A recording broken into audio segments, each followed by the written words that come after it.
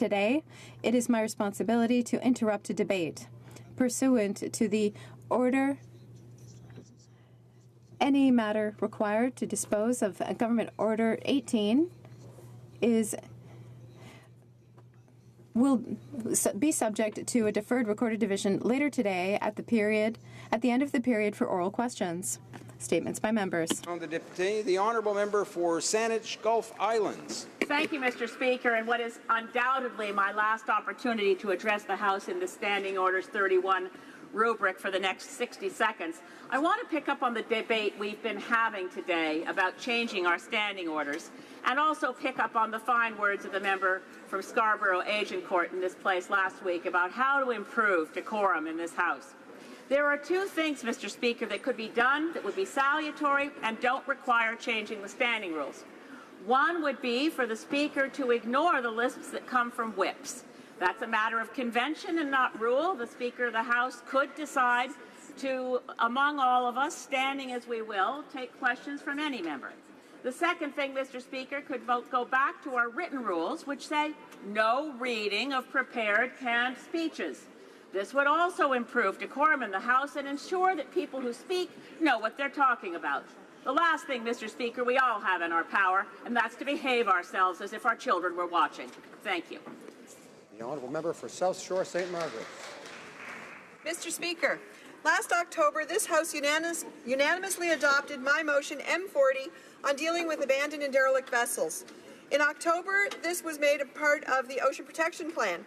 I'm extremely pleased to rise today to tell the House that on Thursday, June 15th, I announced in Shelburne, Nova Scotia, that the abandoned and derelict vessel Farley Mowat will be removed. The Farley was deemed an environmental risk by the Canadian Coast Guard after sinking, being refloated, collecting rainwater and snow, and being filled with pollutants. It has been cleared by the Coast Guard to be towed up to 75 nautical miles for disposal.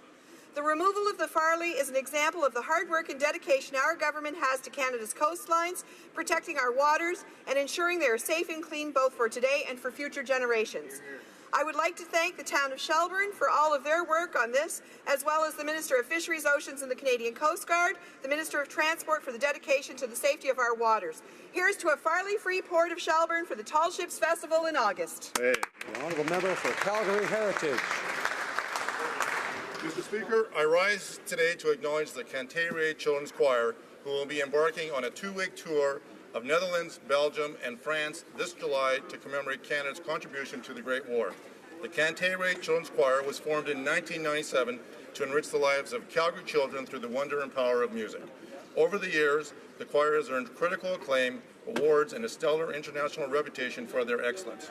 During their upcoming tour, the choir will be visiting and performing at major historical sites such as Vimy Ridge, the Menin Gate, Passchendaele, and Juno Beach to honor Canada's contribution and sacrifice in both World Wars.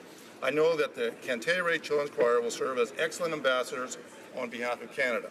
Please join me today in recognizing and thanking them for their amazing work and efforts. The Honourable Member for Nickel Belt. Since my childhood in small towns like Chelmsford, Verner, and Field, I've been celebrating Saint Jean-Baptiste with pride. I recognize my ancestors, the pioneers of Nickel Belt, like my great-grandfather Pierre Aubin, who is originally from Saint-Donat in Quebec. He immigrated to Field in Ontario in 1860. My great-grandparents Racine and Etier arrived in Verner and Cache Bay in 1880, and my descendants from the Algonquin First Nation, grandmother Victoire Aubin-Trudel of Ojibwe heritage. I think it's important to recognize my roots and my Francophone heritage in Ontario. I'd like to pay tribute to all individuals who've played key roles in French-speaking Ontario. I recognize Jacques and Michel de Courville-Nicole. Both got generously involved in French-speaking Ontario. I'm proud to be Franco-Ontarian, to be of Métis descendants, and a member of the Algonquin First Nation. Happy Saint Jean-Baptiste Day. Thank you.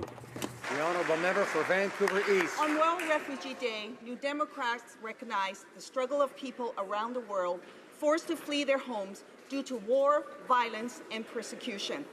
When Trump's travel ban was first announced, while the NDP called for action, the Prime Minister tweeted, #Welcome to Canada.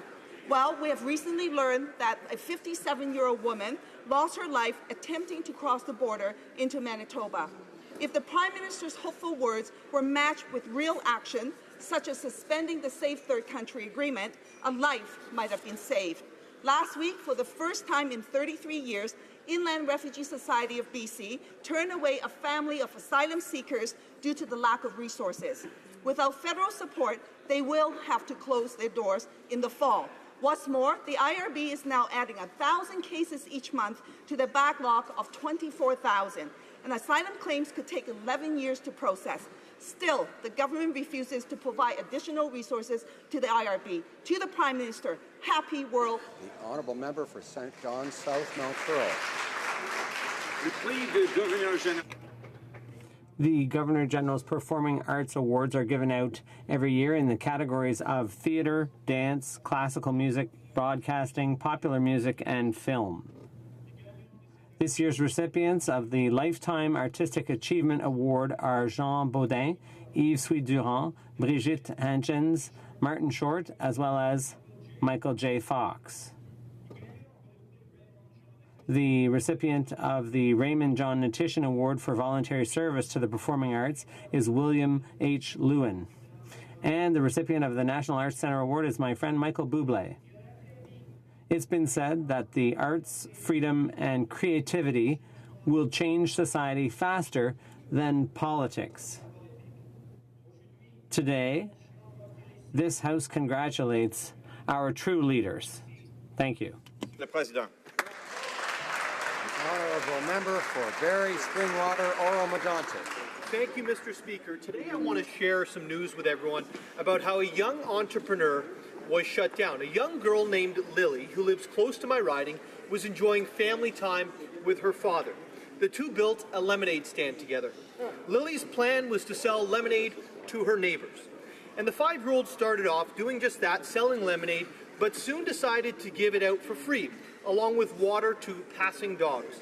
That was until the government told her that they would get fined and they had to shut it down. This is yet another example of government crushing entrepreneurialism and community building. Lily represents the job creators of tomorrow, the future of this country, and I stand today to recognize Lily and encourage this budding entrepreneurial spirit. Here, here. The Honourable Member for Scarborough North. Monsieur le Président. Mr. Speaker, I'm delighted to take the floor today to pay tribute to an exceptional Canadian. Julia Chan cared for her husband Frank following his unexpected heart transplant. For 26 years, she worked day in and day out to help alleviate his pain and suffering.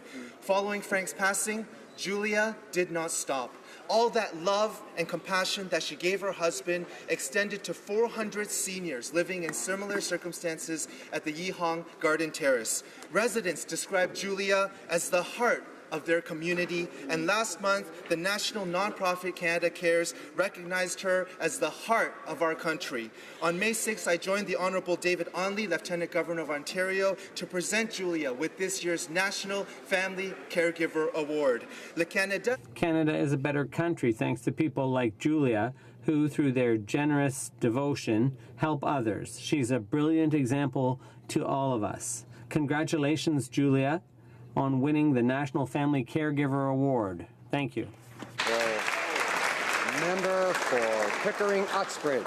Mr. Speaker, as Canada Day approaches, this historic year has been an opportunity for all of us to reflect on the treasures at home.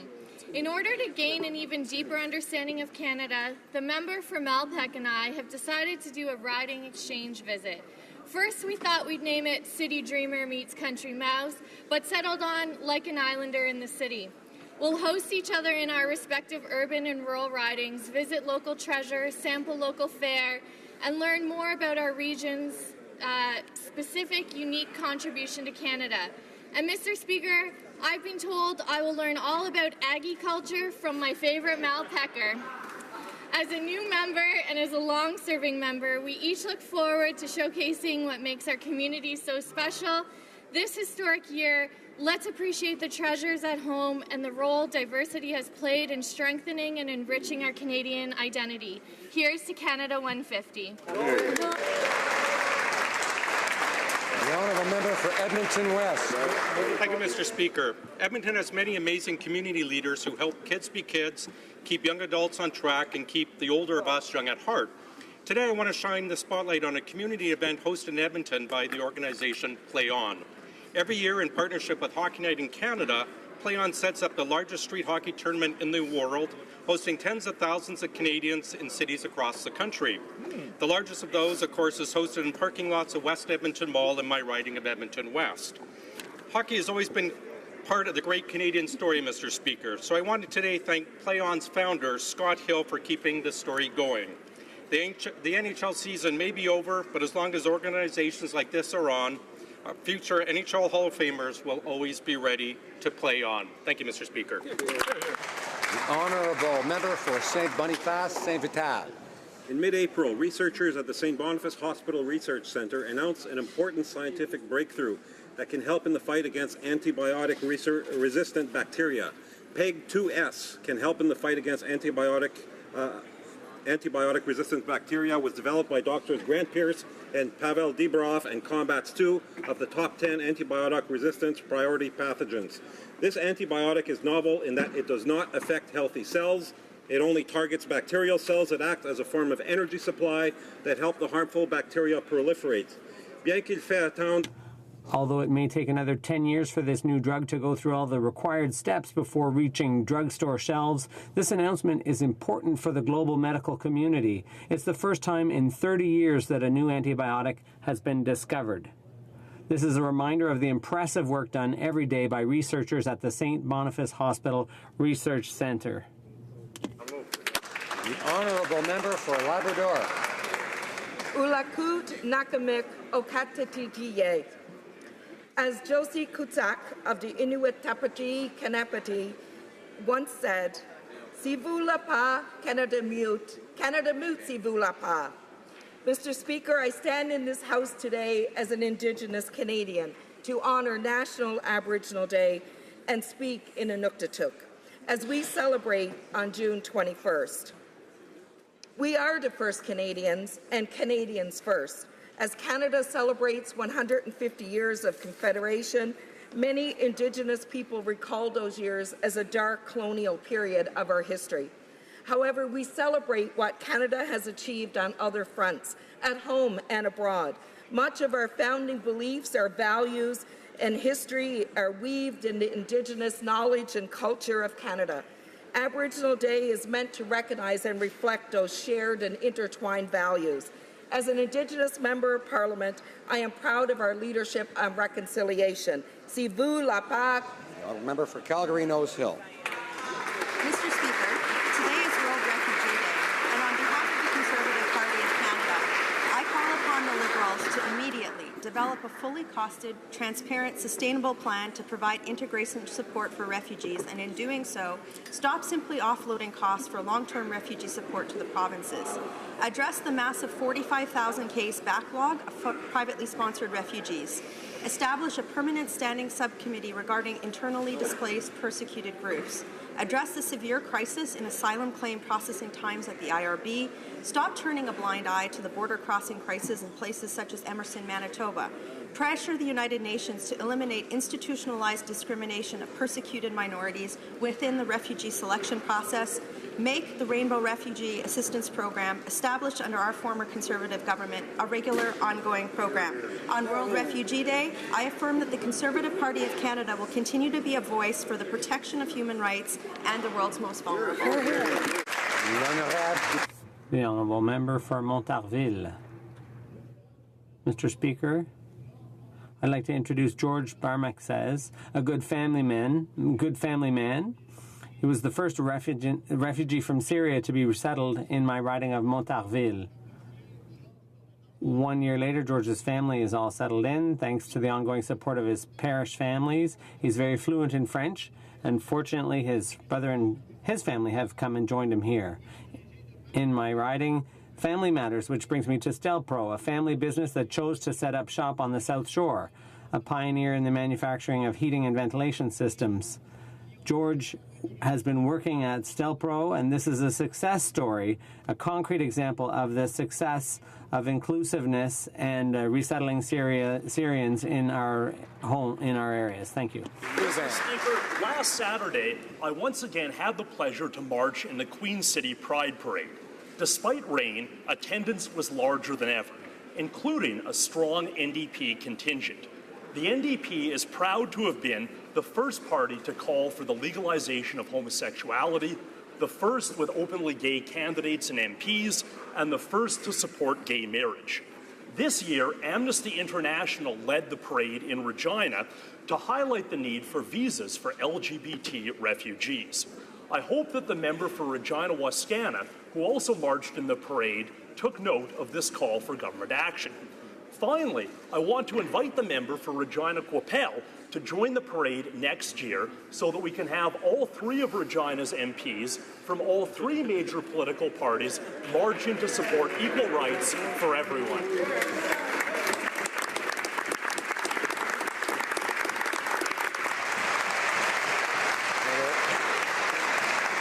The Honourable Leader of the Opposition. Mr. Speaker, I'd like to take this opportunity to thank Mark Bosk for his excellent work.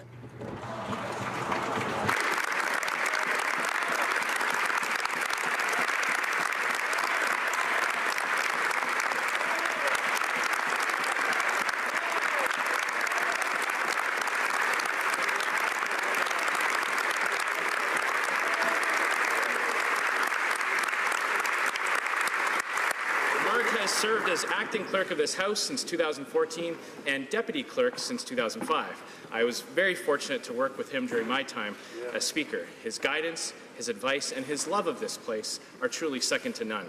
Mark is a generous, nonpartisan professional. He is loyal, dedicated, and committed to always doing the right thing. He has demonstrated his sincere devotion since his days as a page back in 1978.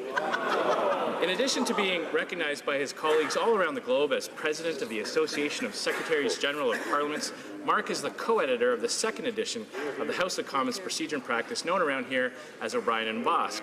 And for those of us who find that book just a little too exhilarating, I understand he's working on a book on birding, which I look forward to reading when he's finished. Now, in the aftermath of the shooting on Parliament Hill, he provided calm and focused leadership to get us through that crisis. He is a strong defender of the rights and privileges of the legislative branch of government. Mark, I want to sincerely thank you again for your service. We will all miss you sitting at that table, and we wish you the very best in your future endeavors.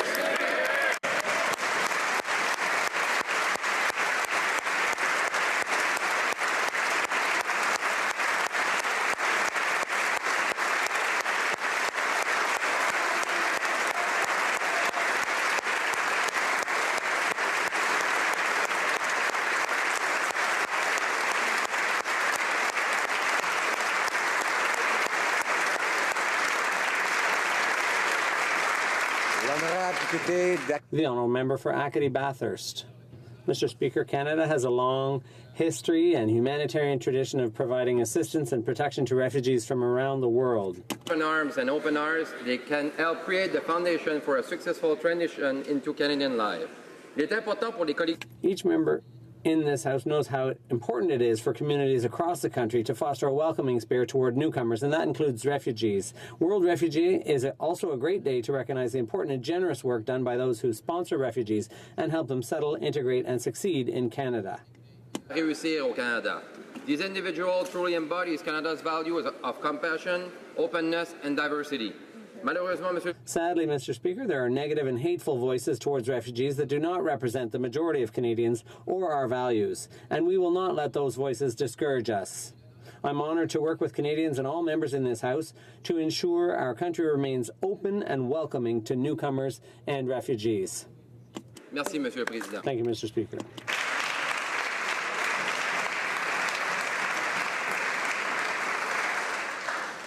As has just been shown, I know that honourable members will want to join me in thanking Mark Bosk for his exemplary service to the institution during his tenure as acting clerk. Je tiens à souligner le rôle I would like to underline the leadership role that Mr. Bosk played in the administration of the House during a period of great transition, both in the House and throughout Parliament. Leadership was evident last Friday when hundreds of House administration employees gathered in the Hall of Honour to applaud Mr. Bosk in the Speaker's parade. Mr. Bosk a occupé le poste pendant... Mr. Bosk held the office for nearly 3 years, and despite external difficulties, the administration of the House not only continued to provide the highest level of services to members and to the institution, but also improved its service provision model and met its long-term objectives. I've appreciated his procedural acumen, his administrative counsel, the reassurance of his calm demeanor, and his friendship. Once again, thank you, Mark, for your exceptional service to the House of Commons.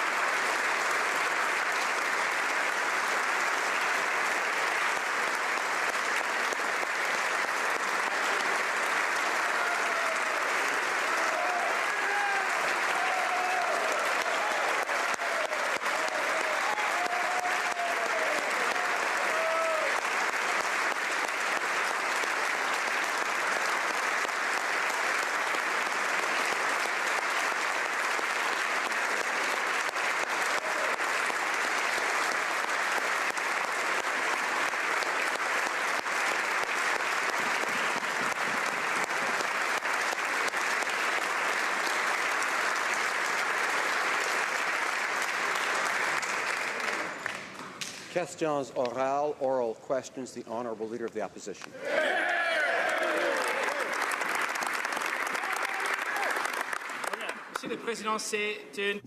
Mr. Speaker, it's a Canadian tradition to make sacrifices to create prosperity for future generations. But this Prime Minister is doing the opposite. He's asking the next generation to make sacrifices to pay for his out-of-control spending. And he once again confirmed this week that he broke his promise to balance the budget by 2019. When will the Prime Minister understand that Canadians do not want to leave an astronomical Liberal debt to our children and grandchildren? Mr. Speaker, Canadians made a clear choice in the last election. They had a choice to vote for a party that was going to balance the budget at any cost through cuts, or a party that would govern by investing in our future and by giving more money to the middle class, increasing taxes for the wealthiest 1%, investing in our communities, in our social housing, public transport, and building a better future for our citizens. That's exactly what we committed to do. That is exactly what we're delivering for Canadians and future generations. Yeah. Honourable Leader of the Opposition. We're given a choice, and one of the choices was a modest and temporary deficit, and he's broken both of those promises. This means billions more taxpayers' dollars spent on paying interest payments to banks and bondholders instead of investing in services like healthcare, education, or new tax cuts. Now, we know that he's not even going to try to balance the budget, but could he at least try, since now we know the budgets just don't balance themselves? Honourable Prime Minister. Mr. Speaker, it's humorous to hear the members opposite talk about investing in health, investing in education, investing in infrastructure, when for 10 years they did not enough of that. What we got elected on was a commitment to invest in... Hello. Order. Hearing the Prime Minister. I want to hear all members when it's their turn to speak, and preferably not when it's not their turn to speak. The Right Honourable Prime Minister. We got elected on a commitment to invest in Canadians, to invest in their future, to lower taxes on the middle class and raise them on the wealthiest 1%, to deliver a Canada Child benefit that gives more money to 9 out of 10 Canadian families by stopping sending their checks to millionaires. That's what we promised. The Honourable Leader of the Opposition. You're wild. Mr. Speaker, the Prime Minister is constantly increasing taxes on the middle class. Taxes on children's activities, on small businesses, payroll taxes, a carbon tax. He even increased taxes on our soldiers and wanted to tax health insurance programs. Recently, there are new taxes on public transit, car sharing, beer and wine. Why is the Prime Minister refusing to understand that he is harming the people that he claims to help? Right Honourable Prime Minister. Mr. Speaker, the member across the way can invent whatever he likes. The reality is that we lowered taxes for the middle class. And we increased them for the 1% of the wealthiest Canadians. And the member across the way and his party voted against the idea of lowering taxes on the middle class and increasing them for the wealthiest 1%. The Liberal Party, this government, is lowering taxes for the middle class because for 10 years, this government, or rather the former government, gave all the benefits to the richest. Mr. Speaker, the Prime Minister doesn't realize this, but his new tax hikes are hurting Canadians who are having trouble paying their bills. But that's what happens when you only talk about the middle class, never having actually lived it. Wages are stagnating. Canadians are taking on more debt just to keep up. They're getting worried about their homes, and now the Prime Minister is finding new ways to make it harder. New beer and wine taxes, just in time for summer, are the latest examples. Does the Prime Minister think it's fair to keep shaking down middle-class families so that he can spend their money on whatever he wants? Honourable Prime Minister. Mr. Speaker, for 10 years, the Conservative government's approach to growth was to give boutique tax exemptions and lower taxes on the wealthiest 1%. They focused on helping the rich and hoping... Order. I would ask the honourable member for Edmonton Manning and some other members who aren't that far away from him to try to restrain themselves. It'll soon, I'm sure, in summertime, members will be at home relaxing. So let's try to stay in a good mood here. The Right Honourable Prime Minister has about 20 seconds. Mr. Speaker, the Conservative Party, when it was in government, focused on helping the richest and not the people who needed the help the most. That's why we're so proud of having lowered taxes on the middle class, raised them on the wealthiest 1%, and have delivered child benefit checks to 9 out of 10 Canadian families that are bigger and tax-free by stopping sending Conservative checks to millionaires. The Honourable Leader of the Opposition. Order. Mr. Speaker, Conservatives take ensuring the safety of Canadians seriously, and we also understand the need to balance those concerns with protection for civil liberties. But unfortunately, law enforcement and security agencies sometimes have only mere minutes to react to threats. The Liberals' new bill is removing the ability of security agencies to take proactive steps when sometimes just seconds matter. Why does the Prime Minister want to remove the tools our law enforcement and security agencies need to disrupt threats to Canadians before they happen? Honourable Prime Minister. Mr. Speaker, Canadians expect their government to do two things: to protect our rights and freedoms and keep our communities safe. That is the focus of our national security legislation. That is something that we're working very, very hard with all parties to ensure that we are able to do. We look forward to recommendations, to advice, to amendments from other parties on how to improve that issue, because all Canadians know we need to balance security with rights and freedoms. That's what Canadians expect. Honourable member for Outremont. Canadians expected accountability and clear answers, but I guess that was too much to hope for from the Liberals. So instead, let's look at a document that, unlike the Prime Minister, is clear. The Liberal election platform, and I quote, "We will ensure that access to information applies to the Prime Minister's and Ministers' offices."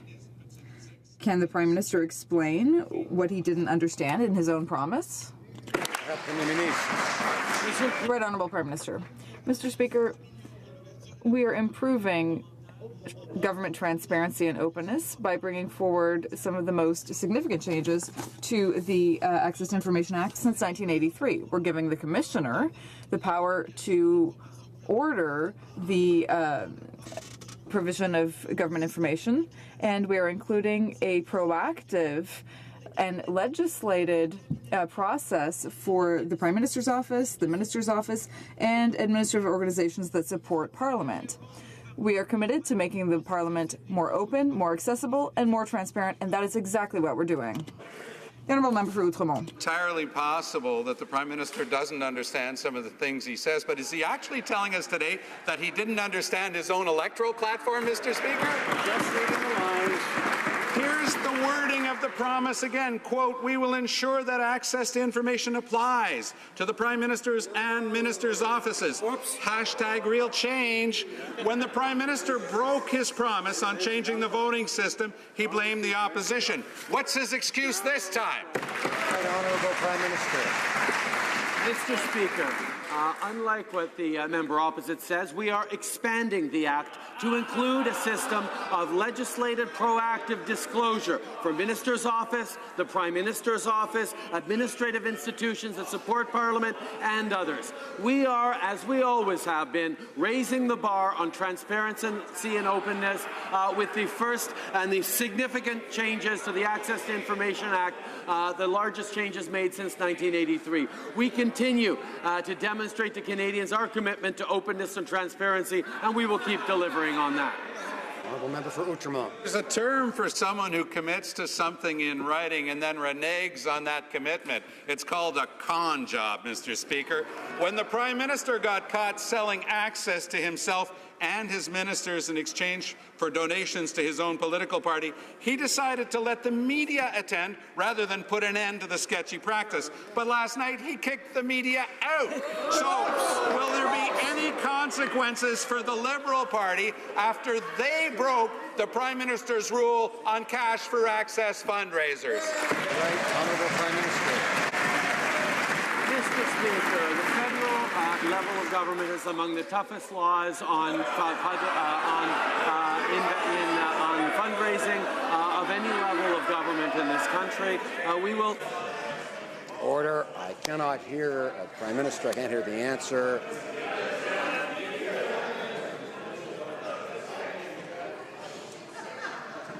The Honourable Member for Banff Airdrie, please come to order along with others, because we want to carry on with the rest of question period, I think, don't we? Order. The Right Honourable Prime Minister. Thank you, Mr. Speaker. We take very seriously the strong rules that we have around donations to political parties here at the federal level, and that's why we've actually raised the bar and encouraged the other parties to follow suit, to have our fundraisers done in public places, to invite the media to immediately disclose the lists. These are things the Liberal Party is doing that the other parties will not do yet. When are they going to start being open and transparent with Canadians as well? The Honourable Member for Outremont. Order. Follow suit? The Premier Minister. The Prime Minister himself said that the problem with their fundraising activities was the secrecy that surrounded them. We think that the fact of selling access to a minister for partisan gain is a problem in itself. Go figure. But let's go back to this Liberal smokescreen. How can the Liberals claim that they've put an end to the secrecy and that they have nothing to hide when they are kicking media out of their fundraising events? It just doesn't make any sense, Mr. Speaker. Right Honourable Prime Minister. Mr. Speaker, we will always be working to improve transparency and openness in Parliament and in the way that our parties work. And we encourage opposition members to participate in an open and transparent fashion in the changes that we've proposed. We've invited media to our fundraising events. We publish the lists. We hold these events in public places. These are things that the parties across the way do not do. What do they have to hide, Mr. Speaker? We are open. Honorable député de Lac-Saint-Jean. Honourable member for Lac-Saint-Jean.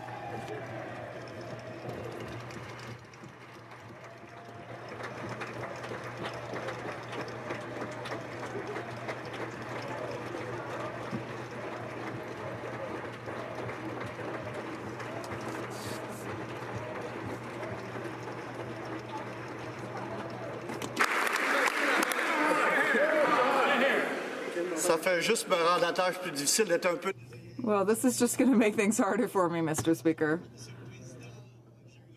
Mr. Speaker, in the last few years, I've had the honor of holding positions that allowed me to represent Quebec and the regions of Quebec.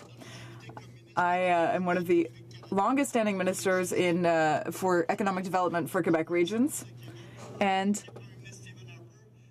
I worked under former Prime Minister Stephen Harper in a position that no longer exists. I took pride in defending the regions of Quebec, and I think that I did more. People tell me that I did more than the 40 Liberal Quebec members. So why aren't they taking that into consideration? The Right Honourable Prime Minister. Mr. Speaker, first of all, allow me to thank the member for his service to his community, to this House, and to all Canadians for many, many years.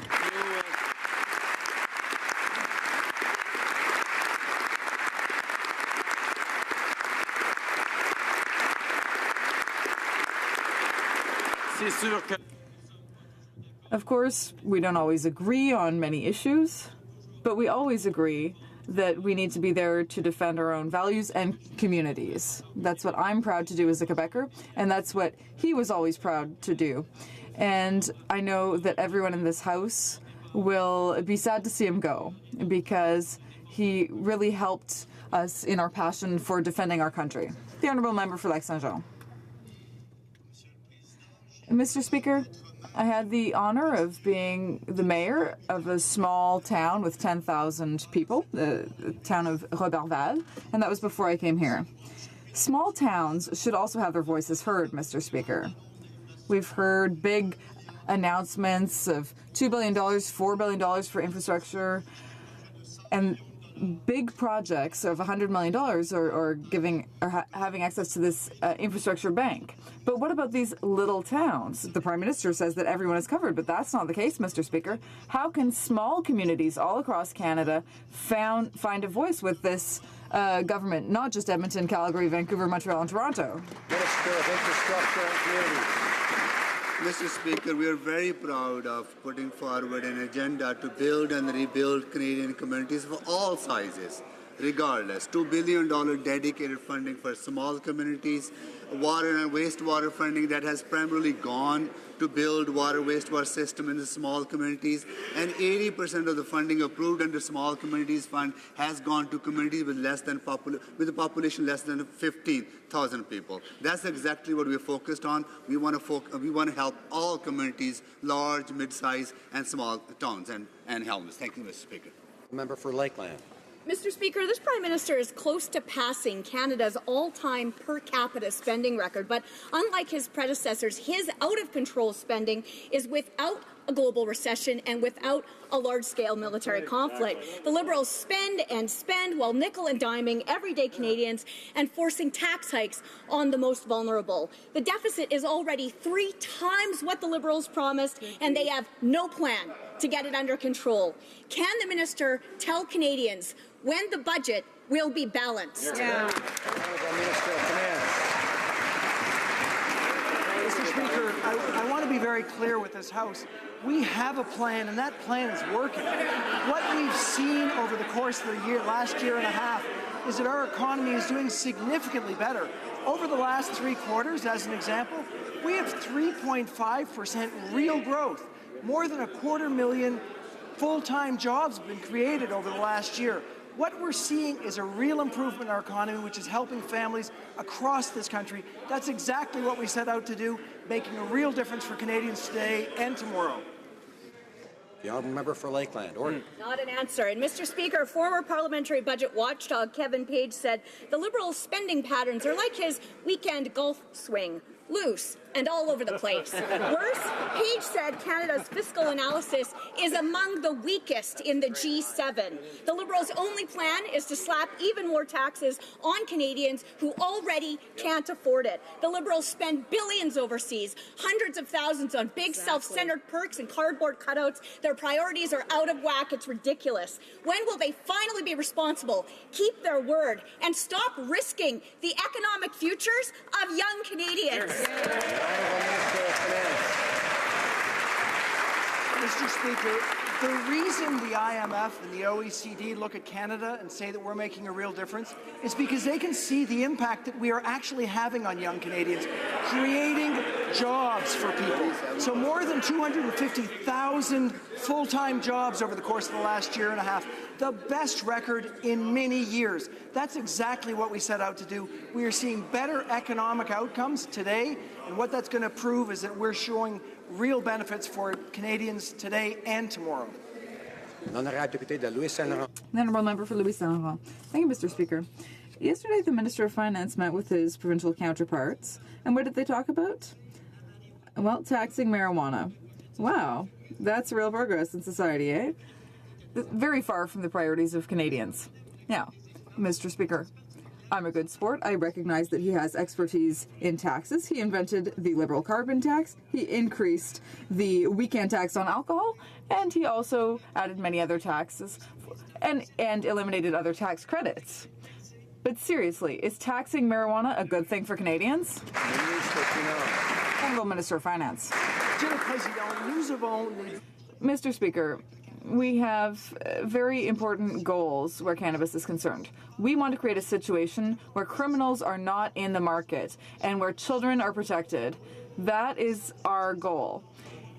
To do that, it's very important to have a low taxation level so that we will have fewer criminals in the system. That's very important. That's our plan. And that will improve things in the future. The Honourable Member for Louis Saint Laurent. Well, Mr. Speaker, the Minister says that's our plan.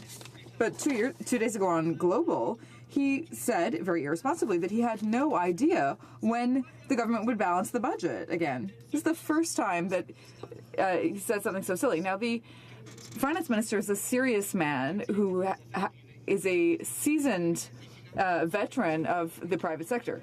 When he was in the private sector, would he have said, would he have made such a vapid defense of the Prime Minister? Mr. Speaker, in the private sector, as in the public sector, the numbers are the same. The situation is clear. We have a situation where our level of economic growth is much better than it was before.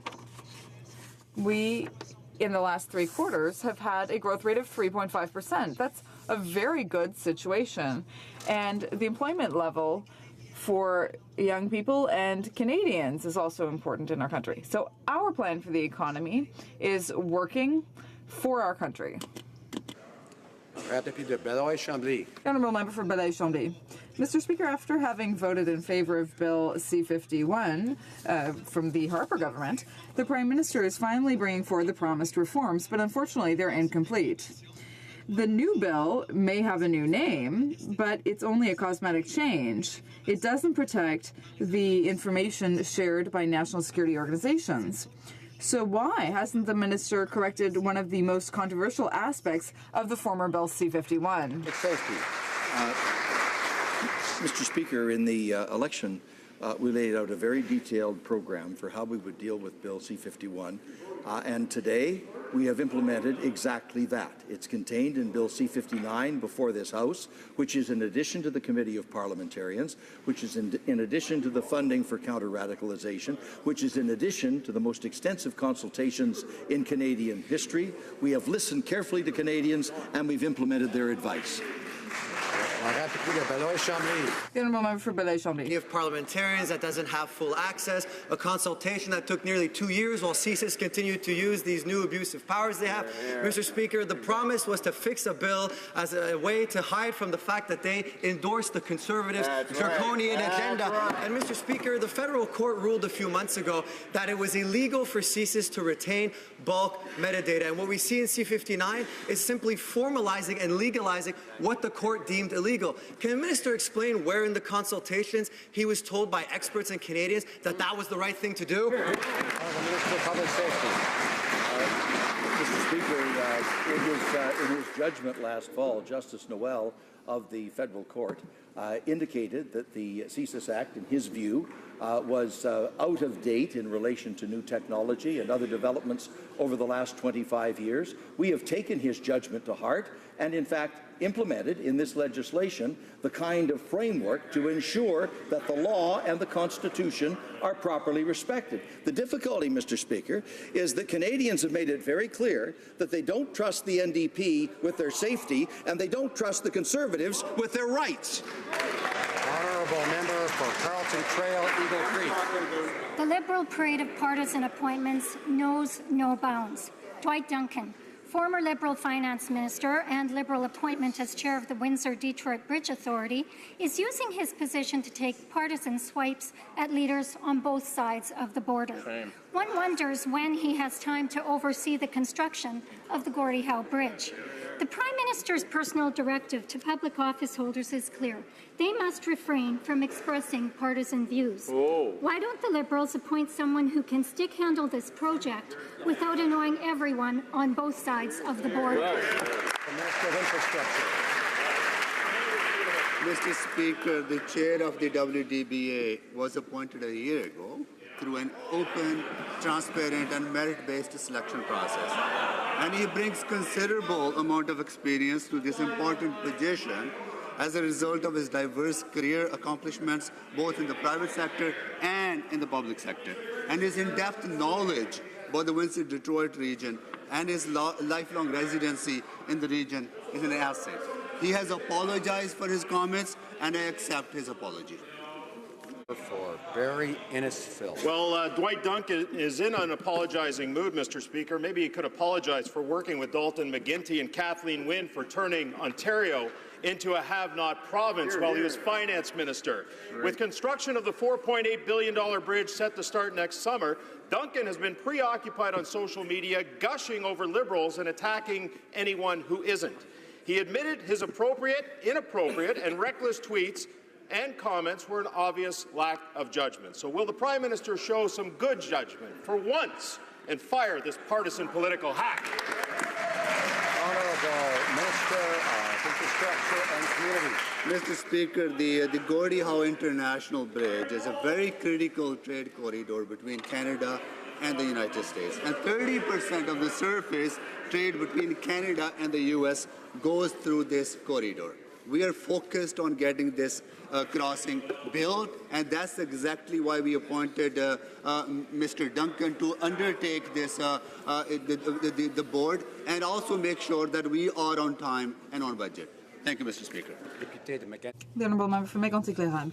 Mr. Speaker, while claiming to be open and transparent, the Liberal government is actually acting in typical Liberal fashion, partisan and shady. Ms. Mayer's withdrawal before she was even confirmed has led to much debate and has seriously harmed the credibility of anyone who will hold these important positions in the future. It's ridiculous, Mr. Speaker. The Liberals are showing Canadians that to be nominated, you need to donate or be a member of the Liberal Club. Can the Prime Minister commit today that he will ensure that being a card-carrying Liberal will not be one of the criteria for holding these offices? The Honourable Government House Leader. We have implemented a new, open, transparent, and merit-based process. Our objective is to identify highly qualified candidates and to respect gender parity and Canadian diversity. All Canadians can continue to apply for a position, and the application is available online. The Honourable Member for Red Deer Lacombe. Mr. Speaker, when it comes to appointments, it's clear. If you're not a Liberal, you need not apply. Whether it's trying to reward a retired Ontario Liberal cabinet minister or any long-time Liberal donors, this Prime Minister has shown he has only one priority, and that's to take care of his friends at the cost of the taxpayer. The appointments process is now so botched, the Liberals can't even find impartial candidates to be the next ethics or lobbying commissioner. The Prime Minister has lost all credibility on this file. When will he get serious and let someone who knows what they're doing fix his appointments mess. The Honourable Government House Leader. Many times in this place, we have put in place a new process, an open, transparent, merit-based process where Canadians can apply for available positions, which are all posted online.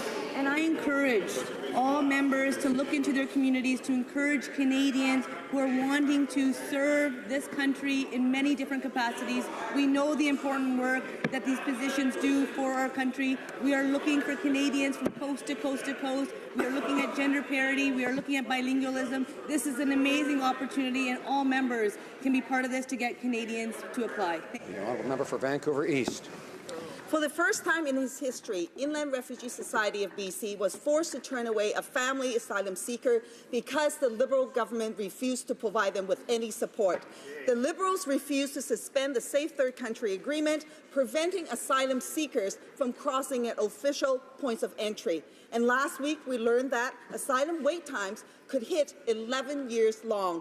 How can the Prime Minister claim today on World Refugee Day that he welcomes refugees when he refuses to do anything to actually help refugees? Honourable Minister of Immigration. Monsieur le Président, en cette journée... Mr. Speaker, today is World Refugee Day, and I am proud of our government's commitment to host people who are fleeing all over the world. We're putting resources behind our principles. This year alone, we're investing more than $700 million in the resettlement of refugees and integration. We're providing $62.9 million in budget 2017 for legal aid for refugees. Mr. Speaker, we will always defend refugees and provide them enough support to rebuild their lives and become great Canadians. The Honourable Member for Laurier-Sainte-Marie. Mr. Speaker, now, when he talks, the Prime Minister shows a great deal of openness towards refugees. Everyone's welcome in Canada. But the problem is with his action. The refusal to suspend the third safe country with the United States, underfunding and vacant positions at the Immigration Commission. No immediate action to help process the backlog, which has 24,000 files in it, and the list goes on. Today is World Refugee Day. Will the Prime Minister commit to finally walking the talk? The Honourable Minister. I'm proud of the government's action and its leadership on refugees. Our action has been acknowledged here and abroad. This year on refugee resettlement and integration services, $62.9 million in budget 2017 for legal aid for refugees to better make their case in front of the Immigration Refugee Board. The Immigration Refugee Board has put in measures in place to increase productivity. We have ordered a third-party review to find more efficiencies in the Immigration Refugee Board. We'll continue to play it. Honourable Member for Yukon. Mr. Speaker, in small and large Indigenous communities across this country, language is foundational. Dozens of Indigenous languages are at threat of extinction. In fact, the Truth and Reconciliation Report had several calls to action about preserving and protecting Aboriginal languages. Can the Minister of Canadian Heritage please update this House on what our government is doing to safeguard Indigenous languages? Honourable Minister. Mr. Speaker, I would like to thank the member from the Yukon for his important work on this file.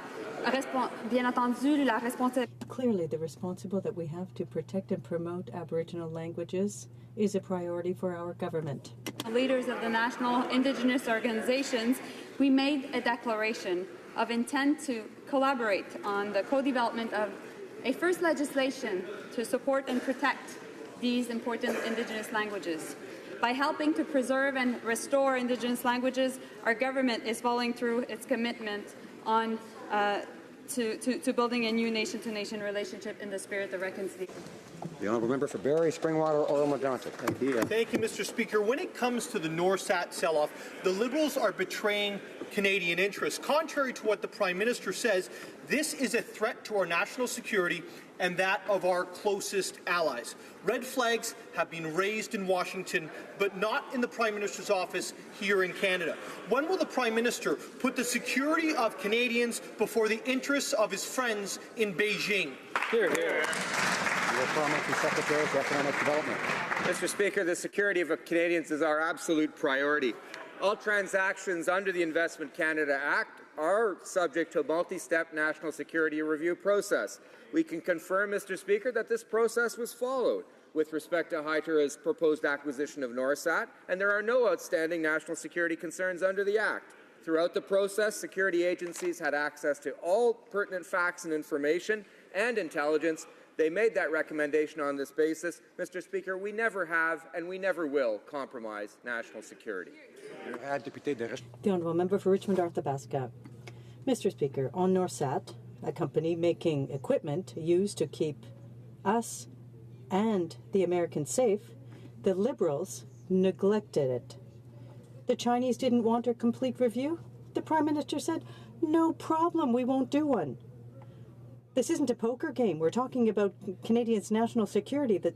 When will the Prime Minister finally put in place a complete national security risk assessment? The Honourable Parliamentary Secretary.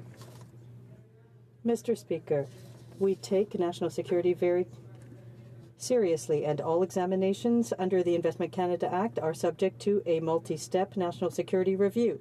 This process, Mr. Speaker, was followed in this case.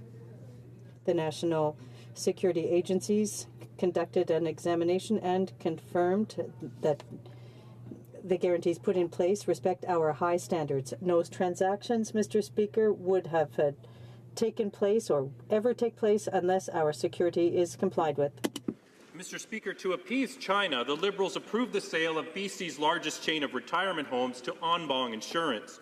So questionable are the past dealings and practices of this Chinese company that one financial regulator complained that they were barbarians in the insurance sector. Now we learn that the founder of Anbong, Mr. Wu, is being detained on suspicions of money laundering and other alleged crimes. Why, when the wolves of Wall Street won't deal with this questionable company, did the Prime Minister rush headlong into approving this deal? Why did he sell out our seniors? Mr. Speaker, the application by Cedar Tree to acquire Retirement Concepts was approved as the acquisition will result in a net benefit to Canada. Cedar Tree, Mr. Speaker, has agreed to maintain at least the current levels of full-time and part-time employees, have the current Canadian operator Retirement Concepts continue to manage the business, not close or repurpose any of the existing residences, and financially support the expansion of the business. These guarantees will remain in place for a significant period of time. Mr. Speaker, there was a net benefit to Canada here. That's the criterion under the Act. That's why we approved it. The Honourable Member for Chilliwack-Hope. Mr. Speaker, there is no net benefit to BC's seniors from this deal. It's like an onion. The more layers you peel back, the more it smells. It's become all too clear that under this Liberal government, there's no deal with the Chinese they won't make. They're wearing out their rubber stamp, Mr. Speaker, whether it's giving up our military technology or putting a corrupt company in charge of caring for our seniors. Anything and everything is up for grabs. When will the Prime Minister stop selling out Canadians to appease his Liberal friends and backers in Beijing? Yeah. Honourable Parliamentary Secretary for Economic Development. Mr. Speaker, I thank the Honourable Member for the question. The simple fact of the matter is that this deal was good for Canada. Canadians can be reassured that we followed the Investment Canada Act process and carried out its required due diligence. We examined the case on its own merits and approved the acquisition because it is of net economic benefit to Canada. Jobs will be maintained, none of the existing residences will be closed or repurposed, and financial resources will be available for expansion. This means more high-quality seniors living in healthcare facilities in Canada, more jobs in Canada. There's a net benefit to Canada here, Mr. Speaker. The Honourable Member for Jonquière. Mr. Speaker, despite the announcement made by the government, a great deal of work remains to be done to save forestry jobs once and for all. Again yesterday, Unifor organized a National Day of Action across the country, including one day in my hometown of Jonquière. I stood side by side with workers in the forestry sector to underscore the importance of it because it's at the heart of our communities. The former government left money on the table, a great deal of money on the table. Can the minister assure us that the government will not negotiate a sellout agreement? The Honourable Parliamentary Secretary for Canada-U.S. Relations. Monsieur le Président, Mr. Speaker, we are committed to defending Quebec's forestry sector, and we will continue to do so in all of our negotiations. We deplore the decision by the U.S. government to impose duties. It's unfair. We stand alongside our provincial partners. An agreement will be the best. We want an agreement that will be best for Canada and the U.S., but we won't sign any old agreement, Mr. Speaker. Mr. Speaker, workers are out in the street fighting for their jobs because this Liberal government is failing to fix it. The deal, Mr. Speaker, the failure from Liberals to secure a deal on softwood is seriously threatening forestry jobs. And on the eve of NAFTA renegotiations, the lack of a softwood deal isn't inspiring much confidence. The Liberals like to talk about their respectful relationship with the U.S. and how they will get the best deal. But how can Canadians trust this government to get a good deal on NAFTA when the Liberals continue to fail to get an agreement on softwood lumber? The Honourable Parliamentary Secretary. Mr. Speaker, as we know, the previous Conservative government allowed the agreement to lapse. We strongly disagree with the U.S. Commerce Department's decision to impose unfair and punitive duties. Order, order, order.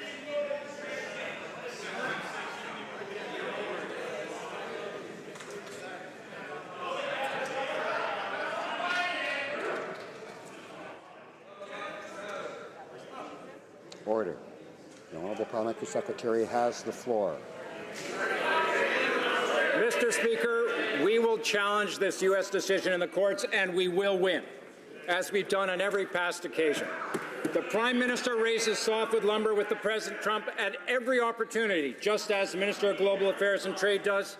However, Mr. Speaker, you want a good agreement for Canada, not just any deal. Member for Selkirk, Interlake, Eastwood. Mr. Speaker, in media reports today, the RCMP have alleged that an employee in the Department of Public Services and Procurement Canada was responsible for the leaks about Canada's shipbuilding program. However, the Prime Minister and the Defence Minister have both stated that they support the action directed by the PMO against a senior member of the Royal Canadian Navy. Now, there are new allegations about another government department and another individual. Doesn't it just prove the fact that the Prime Minister and the Defence Minister are simply incompetent on this file? The Honourable Minister of National Defence and Natural Resources. Mr. Speaker, we are committed to open, fair and transparent procurement processes. Through the National Shipbuilding Strategy, we are committed to getting the women and men of the Canadian Navy and the Coast Guard the equipment they need to do their jobs protecting and serving Canadians. The strategy is a long-term commitment to shipbuilding that will rejuvenate our industry, support Canadian innovation, and bring jobs and prosperity to communities across the country. The Honourable Member for Charlesbourg, Haute-Saint-Charles. Mr. Speaker, our men and women in uniform are seeing the sorry spectacle by the Liberals and the Prime Minister firsthand. For a year now, the opposition, experts, troops have been telling the government to stop misleading Canadians with this unnecessary purchase of 18 Super Hornets. The minister's lost his credibility, and the Prime Minister is improvising, making it up on the fly at the expense of national security. Can the government finally put in place an open and transparent process to replace the fighter jets and give the troops the equipment they need now?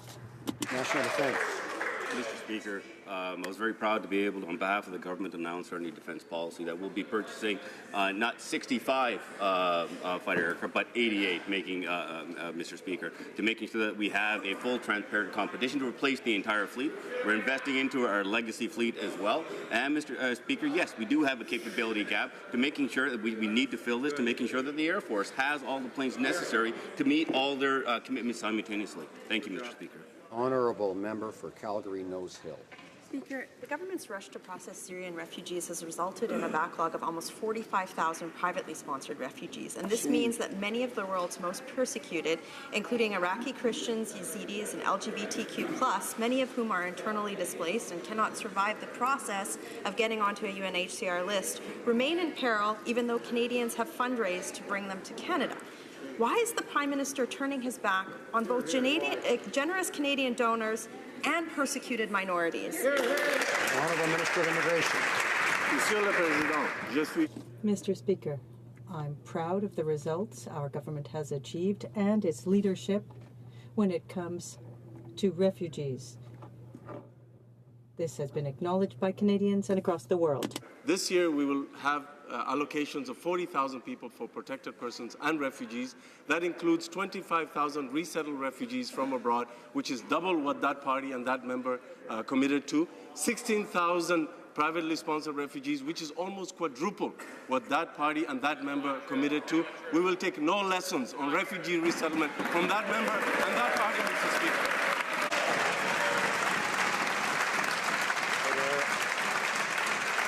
Honourable member for Scarborough-Guildwood. Mr. Speaker, I was delighted to see that the amendments to the Rouge National Urban Park received royal assent yesterday. Now the Rouge has the same level of environmental protection as every other national park. This was a Liberal platform commitment. It was a mandate priority of the Prime Minister, and most importantly, it was a fulfillment of the dreams of citizens of Scarborough and the GTA. Would the Minister of the Environment and Climate Change please inform the House of the next steps in the completion of this national park? Honourable Minister. I'd like to thank the member for Scarborough-Guildwood and the many citizens who have worked for decades to make Rouge National Urban Park a reality. With royal assent of C-18, we kept our promise to protect the Rouge, ensure certainty for farmers, work with First Nations, and build a lasting legacy for Canada. On Sunday, Ontario's Premier, caucus colleagues, and I canoed at the CPAW's annual Paddle the Rouge, where the Premier reiterated the commitment of the Ontario government to transfer provincial land to complete the Rouge. Within 1 hour's drive of 7 million Canadians and accessible by public transit, I'm so proud that the Rouge will become the world's largest. Honourable member for Caribou, Prince George. Mr. Speaker, we should mark that down on the calendar. The Liberals kept a campaign promise, it seems like. Mr. Speaker, a new report has found that Marine Atlantic, a Crown corporation operating ferries between Newfoundland and Nova Scotia, is receiving taxpayer subsidies and forcing out private marine shipping from the market. Marine Atlantic's role is to provide fair and reasonable services, not to put close to 1,000 jobs across eastern Canada at risk due to their heavily subsidized and heavily discounted rates. What is the minister doing to ensure a level playing field for all of our shippers in Atlantic Canada? Parliamentary Secretary to the Minister of Transport. Mr. Speaker, I'd like to thank the honourable member for his question. Our government is dedicated to ensuring Canadians have an integrated and sustainable transportation system. The ferry service connecting Newfoundland to the mainland serves as a critical economic and social link and a visible element of Canada's constitutional mandate to connect the province to the rest of the country. We are committed to Newfoundlanders having safe, efficient and reliable ferry services to the mainland. Thank you. The Honourable Member for Longueuil-Saint-Hubert.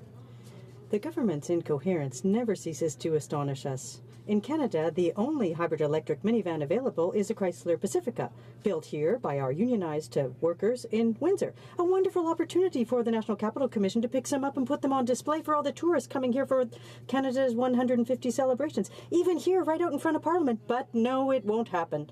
The NCC's two new minivans are gas versions. What a missed opportunity. Can someone explain why they wanted to hide our best technological success stories? The Honourable Minister of Canadian Heritage. Mr. Speaker, it is Canada's 150th birthday, and we will be launching celebrations tomorrow, June 21st. It is National Aboriginal Day. Then we will be having the Francophonie in Quebec Day. And following that, Canada Day. And I invite everyone here and all Canadians to celebrate Canada's 150th birthday. These celebrations are showcasing our technology, of which we're very proud, and that are used to fight climate change. For Scarborough Rouge Park.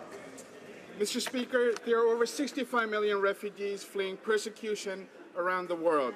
Countries like Canada have a responsibility to ensure that we do our part to support and provide refuge to those in need of protection.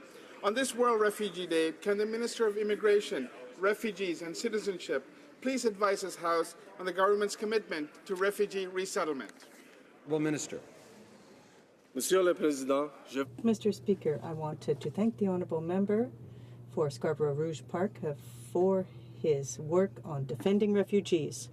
On today, World Refugee Day, I want to say that I'm proud of Canada's commitment to welcome people fleeing war, persecution. To the largest refugee crisis in half a century by admitting 40,000 Syrian refugees. We restored refugee health care that was carelessly cut by the previous government. We tripled the number of privately sponsored refugees. As a former refugee and on behalf of the Government of Canada, I applaud the generosity of Canadians who day in, day out assist refugees. For Yorkton Melville. Mr. Speaker, listen to this capability gap. In October, the Liberals invited veterans from the Somalian and Afghanistan wars to give heart-wrenching testimony about side effects and impact they experienced from being forced to take mefloquine. When the committee tabled their report to this House, veterans were shocked to see that the vast majority of witness testimony was stripped out.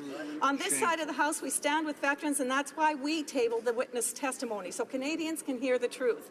Will the minister commit to not only responding to the committee, but also to the countless hours of heartbreaking witness testimony? Honourable Minister of Veterans Affairs. Mr. Speaker, the health and wellness of veterans and their families is at the core of what we do, and I'm actually proud of the fact that the committee looked at all these issues because they, too, are committed to the health and wellness of veterans. I can tell the member that I have not yet had an opportunity to review the whole report. I will be doing so in kind and looking into how we can fold in some of the ideas to best support veterans and families and lead to better outcomes for their success. The honourable member for Pierre Boucher, Les Patriotes Verchères. Mr. Speaker, everybody and his dog in Quebec has denounced the Energy East project. Today, the Federation of Quebec Municipalities has added its voice. This is something that's going to affect our rivers, our lakes, our farmlands. It's a project where Quebec is taking all the risks with no benefits. But do you know who's not going to bat to defend Quebec on this file? The same ones who aren't standing up for our people, the 40 ghost members in the Liberal Party. When will those 40 ghost members take a stand and defend Quebec? The Honourable Minister. I'm sure that the member will have every opportunity to express that view and the view of his colleagues to the National Energy Board that will be spending the next 21 or so months reviewing every aspect of that pipeline proposal. Surely he would not want us to make a decision before he has had a chance to tell the National Energy Board what he thinks. Stop calling me Shirley. L'honorable député de Joliette. The honourable member for Joliette. The same is true for the Infrastructure Bank, Mr. Speaker. No one in Quebec supports the government. Not the experts, the National Assembly, not farmers, no one. Everyone agrees with us that it makes no sense to let the Toronto financiers build what they want here at the expense of our laws on the environment, urbanism, or agriculture. Mr. Speaker, who exactly do the 40 ghost members work for? Is there even one of them who can support and works for their people instead of high financiers? And communities. Mr. Speaker, our infrastructure investments are achieving real and tangible results for Canadians. They're helping us buy new buses to improve public transit system. They're making systems accessible for people with disabilities. They're helping renovate more affordable housing for people to have a decent place to live. As far as the respect for the jurisdiction is concerned, the Infrastructure Bank or any project undertaken by the bank will respect the local laws and the regulations in place. Thank you, Mr. Speaker. I believe the honourable member for Banff, order. The honourable member for Banff Airdrie has a point of order arising out of question period. Thank you, Mr. Speaker. O'Brien and Bosch, in Chapter 13, under Rules of Order and Decorum, on page 614, indicates that it's not permissible for a member cannot do indirectly what cannot be done directly. In that, obviously, it's referring to quotes being used from a newspaper article, etc. But I would hold that it also should hold to a member who makes a statement saying that any member that, and makes a statement about them. Now, on last Wednesday, following question period, in response to a point of order raised by the member for Megantic-Lerab regarding an inappropriate personal comment made about him by the Prime Minister in response to his question that day, you had indicated that you would check the answer and get back to the House if you deemed it necessary. Now, I will point out as well, Mr. Speaker, that this is not the first time. In fact, it's the third time at least that the Prime Minister has had a point of order raised regarding his behaviour in question period.